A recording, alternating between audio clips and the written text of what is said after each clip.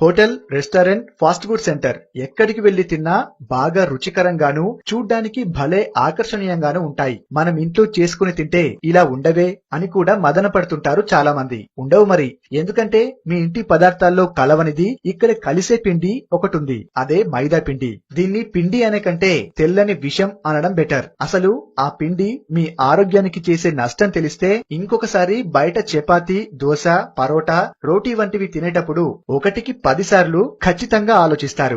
మైదాలో హానికారక రసాయనాలు ఏవుంటాయో ఇప్పుడు చూద్దాం. సేమ్ మన బియ్యం లాగానే 2-3 పాలిషులు వేస్తే తెల్లగా ఎలా అవుతాయో గోధుమల్ని కూడా పాలిష్ చేస్తే మైదా పిండి వస్తుంది. ఈ పిండిని తెల్లగా చేసే క్రమంలో chlorine gas, carbonamide, benzyl peroxide అనే అత్యంత ప్రమాదకరమైన రసాయనాలతో తెల్లగా చేస్తారు. బెంజైల్ పెరాక్సైడ్ శరీరానికి చేసే నష్టాన్ని తెలుసుకుని చాలా దేశాల్లో నిషేధించారు. అంతేకాదు మైదాలో అలోక్సాన్ అనే మరో విష రసాయనం ఉంటుంది. కాబట్టే పిండి ముట్టుకోవడానికి మెత్తగాను, చూడ్డానికి తెల్లగాను మెరిసిపోతూ ఉంటుంది. గోధుమ పిండితో పోల్చితే సగం లేదా 3వ వంతు ధరకే లభించే మైదాను ఇప్పుడు అన్ని బేకరీ, హోటల్ ఫుడ్స్ లో ఇష్టారీతిన వాడేస్తున్నారు. ఇందులో ఫైబర్ ఏమాత్రం ఉండదు. అంటే జీర్ణం కావడం చాలా కష్టమైన పని. దీంతో పేగుల్లో పుళ్ళు సైతం ఏర్పడతాయి. అవి తీవ్రమైన